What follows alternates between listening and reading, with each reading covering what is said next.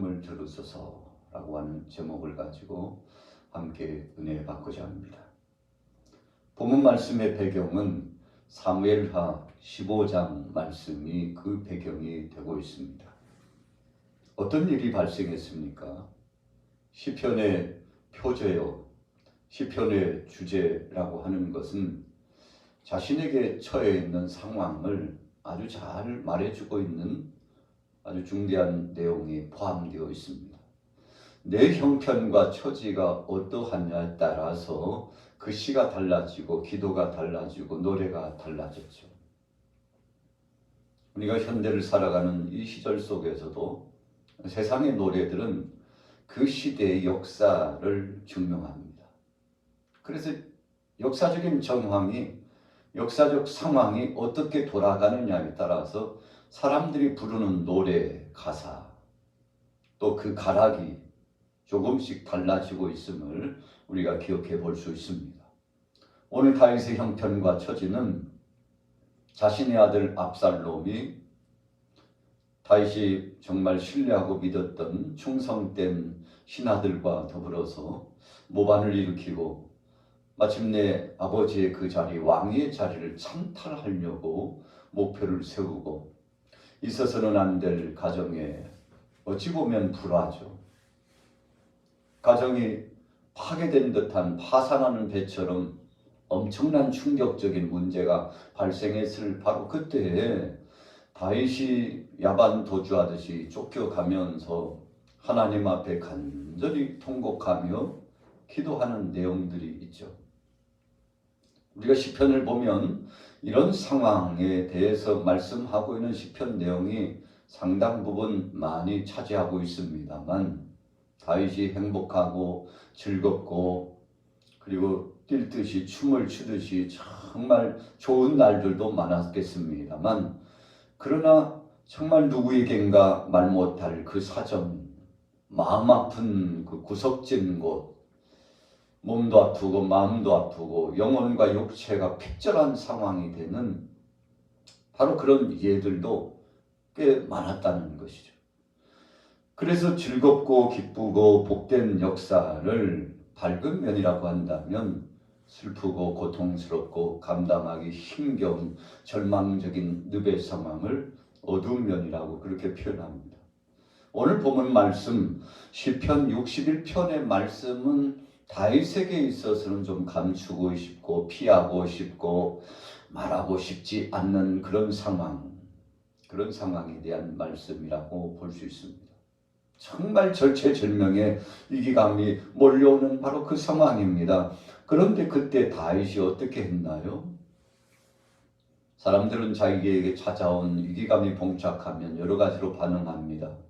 어떤 때는 신경질적이고 짜증도 나고 그래서 괴롭고 힘들어서 자기 안에 자기를 자학할 뿐만 아니라 주위 사람들에게 충동적으로 적대적인 감정을 가지고 대할 때도 많이 있죠.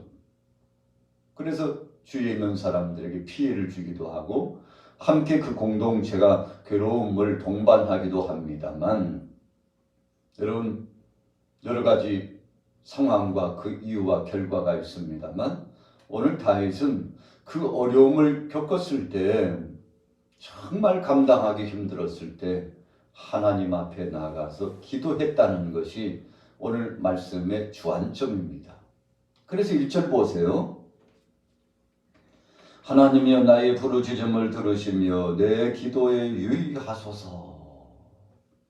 그냥 기도가 아니라고 그랬죠. 상황이 얼마나 절박하고 급박했는가를 알 수 있습니다. 모든 것을 한순간에 내려놓고 도망가야 했을 그 상황을 한번 생각해 보세요. 억울합니다. 때로는 의분이 일어납니다. 참 감당할 수 없는 힘겨운 마음의 부담감과 고통이 찾아옵니다. 그때 다윗은 지혜로운 사람이었고 하나님을 앙망하는 사람이었기 때문에 피하고 의지할 바 바로 그 전능하신 하나님 앞에 나아가서 부르짖어 하나님 앞에 간절히 기도했다는 것입니다. 하나님 앞에 기도할 때 하나님 들어주옵소서. 하나님 지금 보고 계시죠? 듣고 계시죠? 이 모든 상황을 감찰하시는 하나님, 나의 눈물의 기도를 응답하여 주옵소서. 여러분, 하나님 앞에 간절히 호소한 겁니다.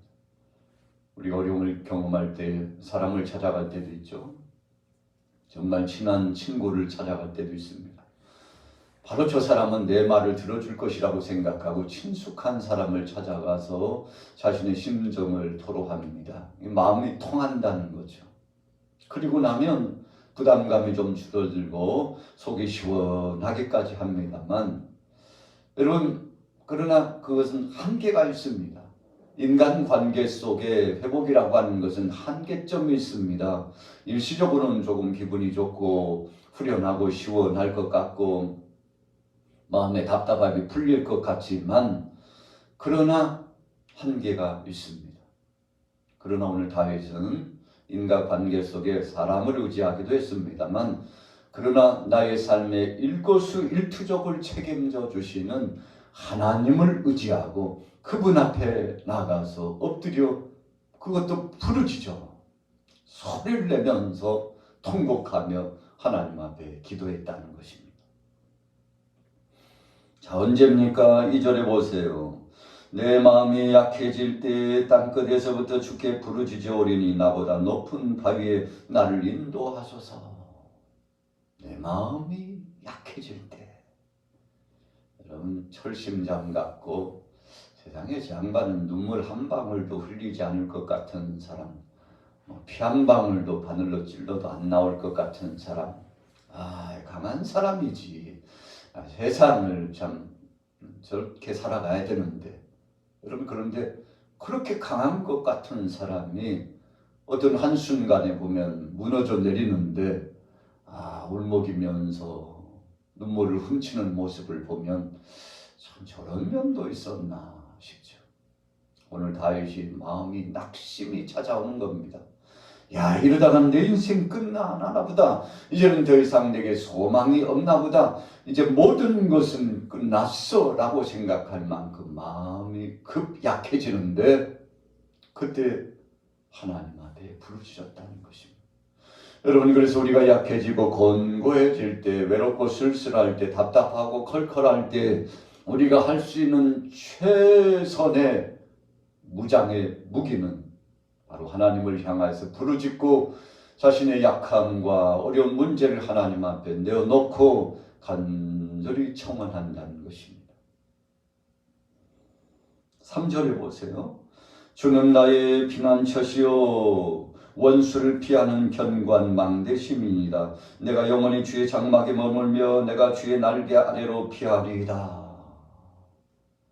여러분, 피난처 도피성입니다.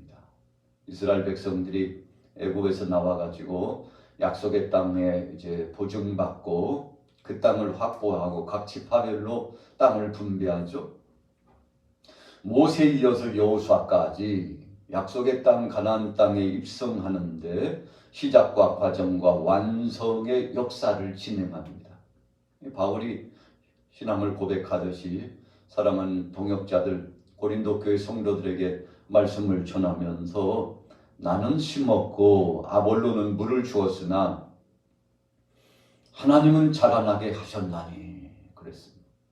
여러분, 그래서 제1대에 걸치고 제2대에 걸치며 그리고 이 모든 것을 총괄하셔서 열매 맺게 하시는데 하나님이 그렇게 하셨대요. 바울과 역사하셨던 그 하나님이 아볼로와도 역사하셔서 함께하여 주셨습니다. 바울은 늘 뿌리고 다니는 사람이에요.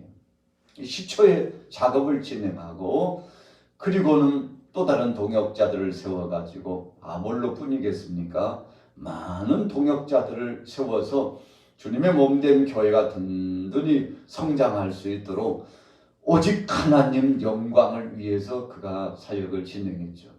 그래서 고린도 교회가 분파가 생기고 문제가 생겼을 때 여러분들이요, 누구파가 어디 있습니까? 하나님 안에 파가 어디 있습니까? 그래서 나는 게바파요, 나는 아볼로파요, 나는 바울파요. 파들이 얼마나 많이 생겼는지 이 파당 때문에 고린도 교회가 시끄러웠죠. 그런데 나중에 하나님의 말씀을 가지고 정립하죠. 여러분들 누구 때문이 아니고 하나님께서 그렇게 역사하시고 하나님께서 교회를 책임지시는 겁니다. 하나님 중심이 되면 하나님께서 교회는 책임지십니다. 여러분, 이런 아름답고 복된 선포를 진행했지 않습니까? 오늘 주님은 나의 피난처시여 그랬어요. 원수가 몰려오고 적들이 진격해 옵니다. 오늘 초입에 찬양을 하나님 앞에 올려드린 것처럼 예수 그리스도가 바로 나의 주님이시오. 우리는 주님의 군사들이라고 그렇게 찬송을 올렸습니다만, 피난처 되신 예수 그리스도, 피난처 되신 여호와 하나님, 전능하신 하나님의 그 크신 능력과 권세 안에서 원수를 피하고, 그래서 마치 병아리들이 암탉 아래로 종종거리면서 피합니다. 하늘을 보니까 높은 창공에서 독수리가 맴돌고 있어요. 저 독수리가 암탉을 향하여서 이제 곧 진격해 올 것 같아요. 빙빙 돕니다. 그런데 어미닭은 이 위급한 순간을 너무나 잘 알아요. 그래서 새끼들을요 모읍니다. 날개알을 모아요. 나는 죽어도 새끼들은 살리겠다는 것이죠. 여러분, 그래서 암탉이 병아리들을 모으는 모습을 보면, 이야, 모성애라고 하는 것이 참 대단하구나. 어미닭의 사명을 감당하는구나. 여러분, 오늘 본문의 말씀, 다윗은 하나님께 피하고 싶었어요. 하나님께 피하면 안전하고 그분 앞에 피하여 나가면 위로를 받고 응답을 주시고 일거수일투족을 책임져 주시며 반전케 하시는 전능하신 하나님, 그 하나님 앞에 의뢰해 나갔다는 것입니다. 4절 보십시오. 내가 영원히 주의 장막에 머물며 내가 주의 날개 아래로 피하리이다. 주 하나님의 주께서 나의 소원을 들으시고 주의 이름을 경외하는 자가 얻을 기업을 내게 주셨나이다. 적지 않게 다윗은 소원 기도를 많이 하는 사람으로 기억되어집니다. 여러분, 소원이라고 하는 것은 하나님 앞에서 자기 자신의 문제를 가지고 다짐해 보는 것입니다. 그래서 문제보다도 더 크신 하나님 앞에 자기 자신을 맡겼다고 하는 그 핵심적인 포인트가 있습니다. 한나가 가정적으로 문제가 있었죠. 자신이 임신을 하지 못하고 아이를 출산하지 못합니다. 어찌 보면 오랜 동안 한나는 이 모든 책임은 내게 있다고 생각하고 마치 이것은 숙명이라고 생각하고 내게 정해진 것이다. 내가 감당해야 된다. 내 십자가다 생각을 했죠. 그래서 분인날을 드리게 되고 그래서 후사를 잇기를 소원했죠. 분인나가 아이를 낳고 자녀들을 생산한 이후에 한나는 더 고독해지고 힘들어졌습니다. 거기다가 분인나가 한나를 계속 질책하듯이 핀잔을 주고 희롱하듯이 말도 함부로 하고 행동도 함부로 합니다. 참을 대로 참다가 결국은 한나가 폭발을 하죠. 그래서 너무 답답하고 힘드니까 하나님 앞에 나가서 간절히 기도하는데 그때 한나가 소원 기도를 합니다. 하나님, 저에게도 아이를 주옵소서. 하나님께서 제게 자녀를 주시면 그 자녀를 하나님 앞에 올려드리겠습니다. 하나님 영광을 위하여 한평생 나시린으로서 주의 종으로서 살아갈 수 있도록 하나님 앞에 바치겠다고 이런 소원을 하죠. 여러분, 얼마나 답답하면 그렇겠습니까? 이런 소원을 올려드린다는 것은 하나님이 주시는 자녀 하나님께 맡기며 올려드리겠습니다. 일거수일투족 나의 삶을 살면서 하나님이 주시지 않은 거 없사온데 하나만 더하여 주옵소서. 내게도 자녀를 주옵소서. 하나님께서 생명을 주관하시고 또 태를 주관하시는 것을 믿습니다. 하나님이 역사하여 주옵소서. 그랬더니 하나님께서 한나의 기도에 응답하여 주셨습니다. 여러분, 저나 여러분들이나 늘 문제투성입니다. 어려움 없는 사람 한 사람도 없습니다. 얼굴은 밝고 미소 짓고 참 아름답고 보기 좋고 저 사람은 왜 이렇게 행복하게 사나 몰라. 여러분, 그러나 한 사람 한 사람을 들여다보고 대화를 나누다 보면 문제 없는 사람이 없어요. 다 이유가 있고 문제가 있습니다.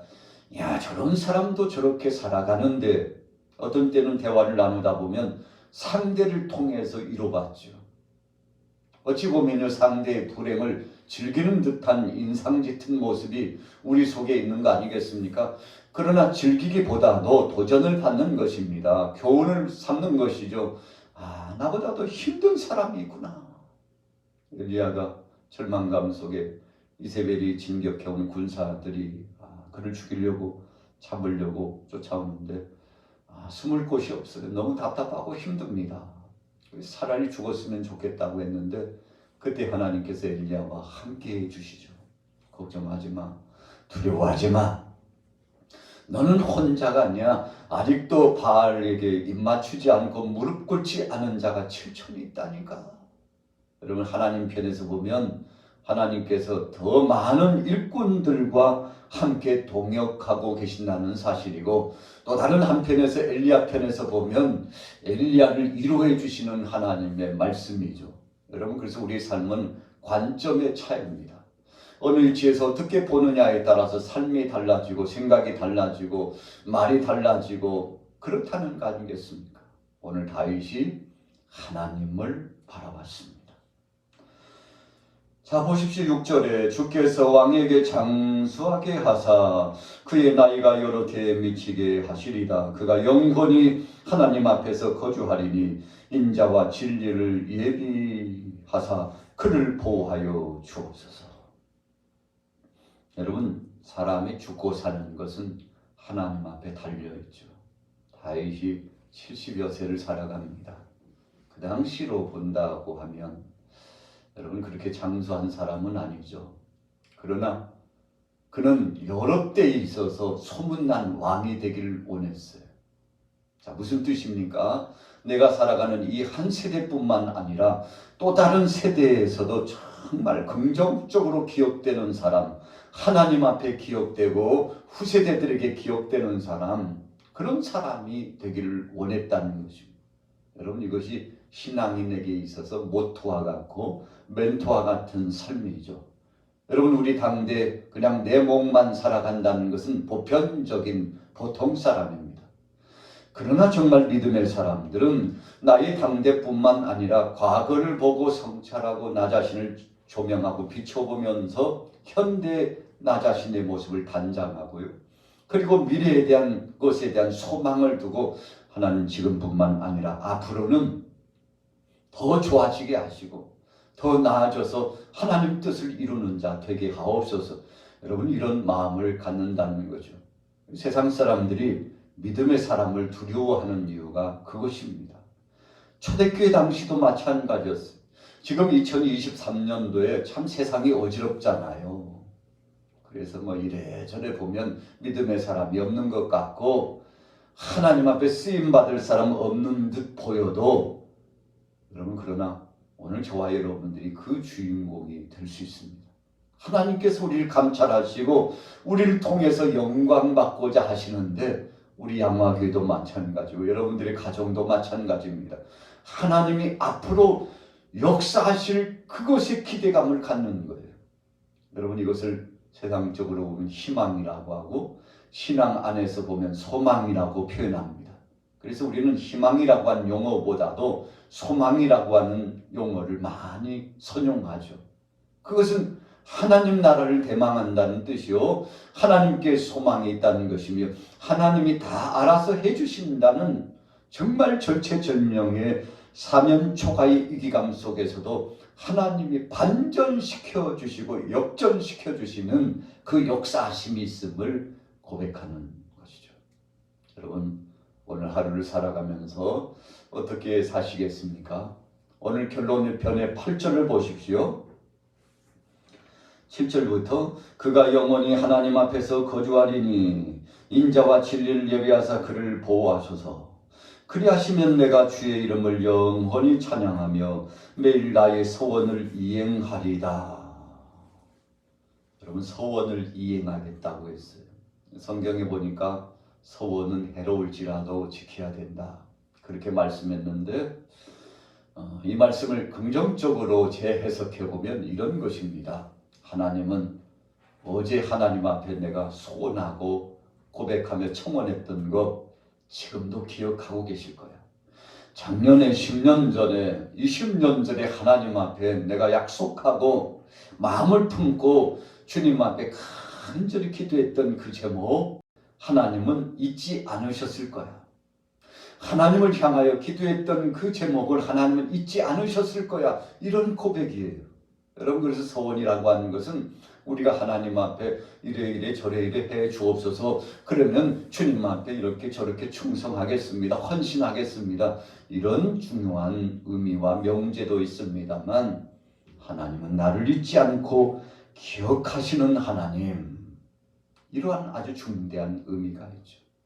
여러분, 오랜 세월이 지났는데 길을 가다가 누가 불러요. 누구시 아니냐고. 맞다고. 나 모르겠느냐고. 그때 누구. 여러분, 그렇게 절친했던 친구를 만나고 정말 보고 싶었던 그 사람.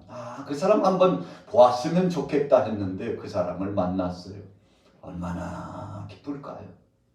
서로를 기억하는 거예요. 서로를 잊지 않은 것입니다. 얼마나 고마웠던지 참 감사했던지 한번 만나면 정말 옛적에 있었던 그 담소를 나누면서 추억을 공유하리라. 그런데 바로 그 친구, 그 사랑하는 사람을 만났어요. 오늘 다윗이 그런 심정으로 하나님 앞에 주여 그렇게 하시면 주님 앞에 소원했던 소원을 이행하리다. 적극적으로 다윗은 하나님 잊지 않으셨죠? 이렇게 묻고 있는 것인데 여러분, 하나님이 잊을 리가 있습니까?